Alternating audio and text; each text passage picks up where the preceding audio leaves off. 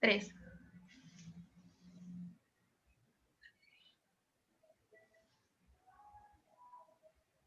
Hola, ¿qué tal? Somos el equipo 7 y el día de hoy les vamos a presentar la solución del reto, prototipo de centrifugadora y modelación del movimiento de una partícula en la misma.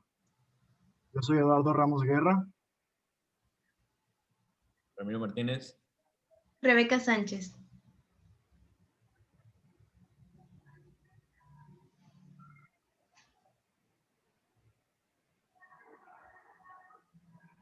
¿En qué consiste el reto? Bueno, primero que nada, tenemos que saber qué es una centrifugadora. Una centrifugadora es un aparato tecnológico que su función es separar dos componentes de una mezcla. Normalmente es sólidos con líquidos de diferentes densidades. Esto pasa mediante rotación de contenedores con una mezcla a una velocidad alta. Hay distintos tipos de centrifugadoras y ultracentrifugadoras. Todo esto depende de la forma y la función y lo que se busque. En este curso, pues el reto que nos tocó era elaborar un prototipo de la centrifugadora y hacerlo de forma casera para replicar este método de separación de partículas contaminantes en una mezcla. El objetivo después era modelar el movimiento de las partículas en una centrifugadora analíticamente y después, mediante un software, que en este caso fue MATLAB, modelarlo para ver cómo era el movimiento de las partículas.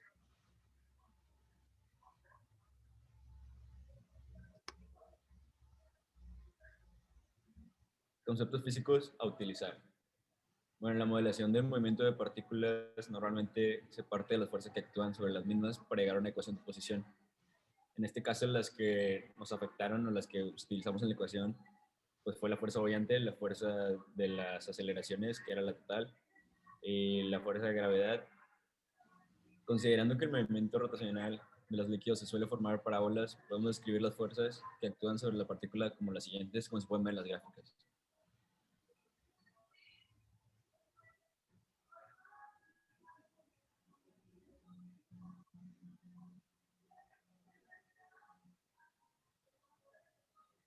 Para realizar la ecuación aplicamos la segunda ley de Newton para hacer la sumatoria de fuerzas en X y en Y. Y para el plano X y el plano Y basándonos en las fuerzas encontradas. Así podemos describir las fuerzas, las velocidades y las posiciones de la siguiente manera, como se ve en la ecuación que está arriba. En la parte de abajo se puede ver cómo lo hicimos en el programa.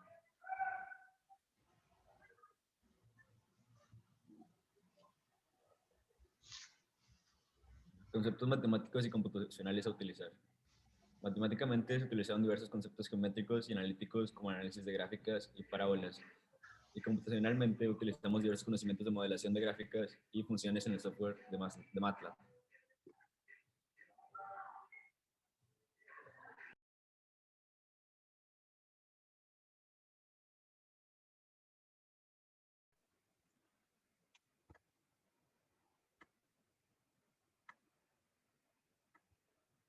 Desarrollo experimental.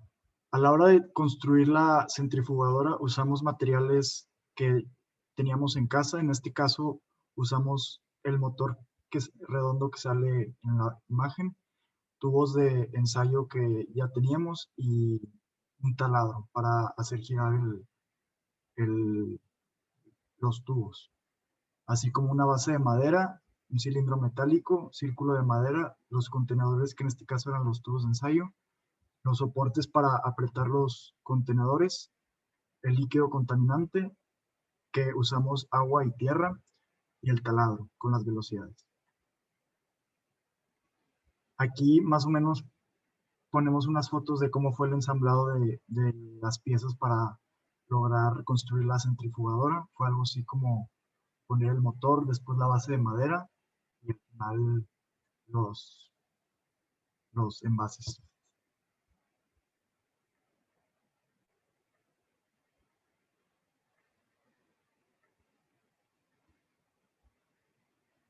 Y bueno, pues en la foto de la derecha sale los tubos de ensayo ya listos para girar con las mezclas de los contaminantes.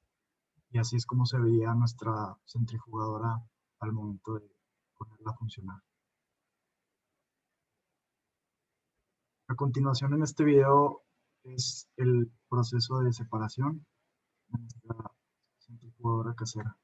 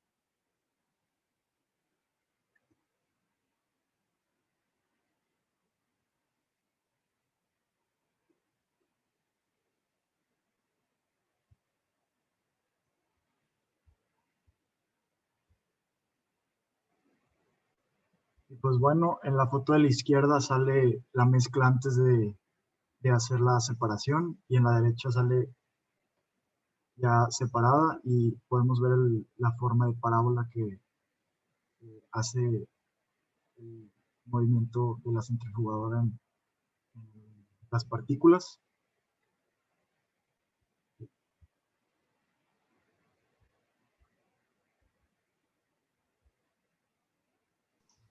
Bueno, considerando que la forma que tomaron las partículas al centrifugarse fue una parábola, pudimos deducir el diagrama de cuerpo libre de la partícula y con las fuerzas que actúan sobre él. Nosotros tomamos un sistema de coordenadas X', Y', y en este sistema establecimos la fuerza boyante, que es la fuerza de empuje que ocurre en los líquidos normalmente, la fuerza resistiva, que es la fuerza que se opone al movimiento en un fluido, y la fuerza de gravedad o la fuerza total, que surge de la aceleración total, que viene tanto de la aceleración gravitacional como la aceleración centrípeta.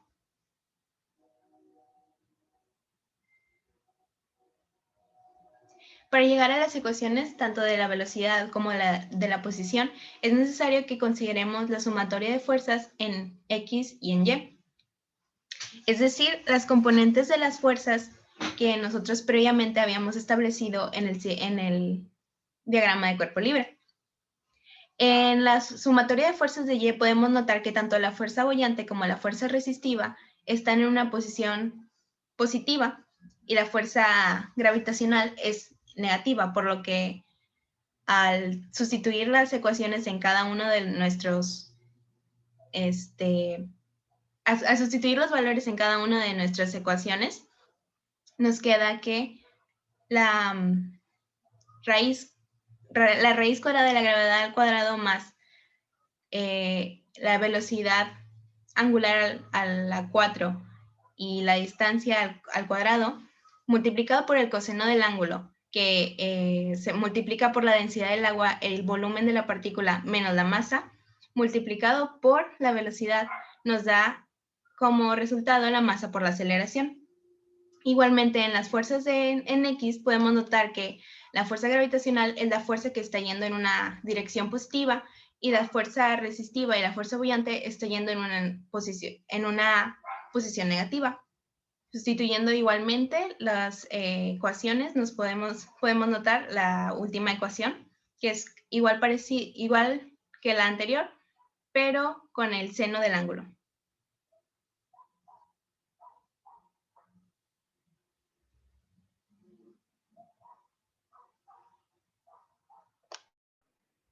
Y sustituyendo los valores de coseno y seno del ángulo de inclinación y despejando para la velocidad, llegamos a las ecuaciones que nos dan la información sobre la velocidad y posición, que son las ecuaciones que salen aquí en la parte de abajo.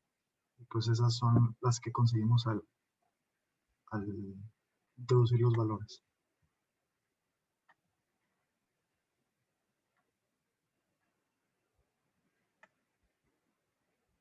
Y al momento de la modelación en MATLAB, para la modelación en las gráficas usamos el software de MATLAB para realizar una aproximación a la descripción del movimiento y se usaron funciones para graficar y funciones cíclicas y condicionales.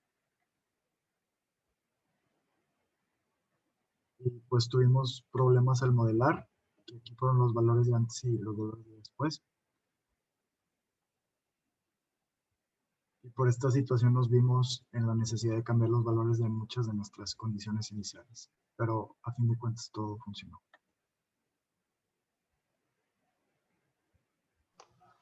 Nuestro programa funcionaba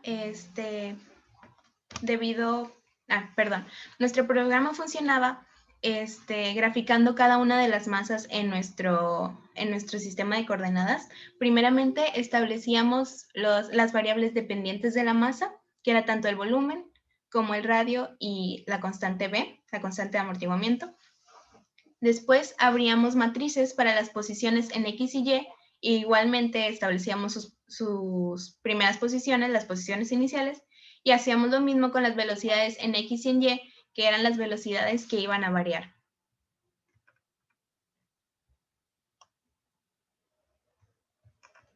Después realizamos un ciclo para que evalúe cada posición y cada velocidad en un periodo de tiempo que establecimos anteriormente, para que realice cada uno de los puntos necesarios para ver la modificación. En este ciclo establecimos tanto las posiciones iniciales con las fórmulas que ya habíamos deducido, como las velocidades que van cambiando. Por último, realizamos las funciones para graficar, en donde graficamos cada una de las matrices de las posiciones de cada masa, y cada una de estas gráficas tenía un color distinto.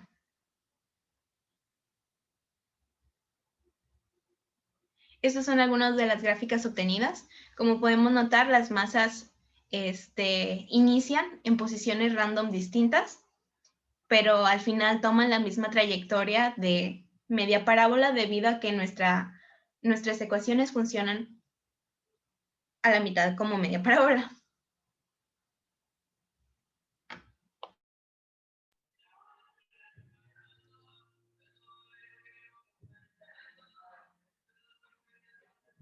Bueno, pues al final, después de todos los procesos que llevamos a cabo, concluimos que la dinámica de partículas en un fluido que está siendo centrifugado es ciertamente fácil de analizar en sus aspectos claves, como las fuerzas que actúan sobre una o las ecuaciones que nos hacen llegar a las parábolas que se pueden apreciar.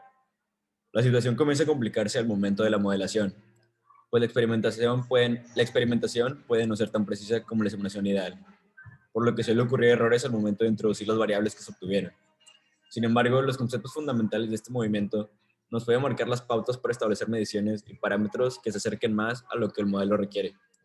Por lo que conocerlos es crucial para desarrollar experimental y analíticamente los modelos físicos, matemáticos y computacionales que se requieren para adaptarse a la situación.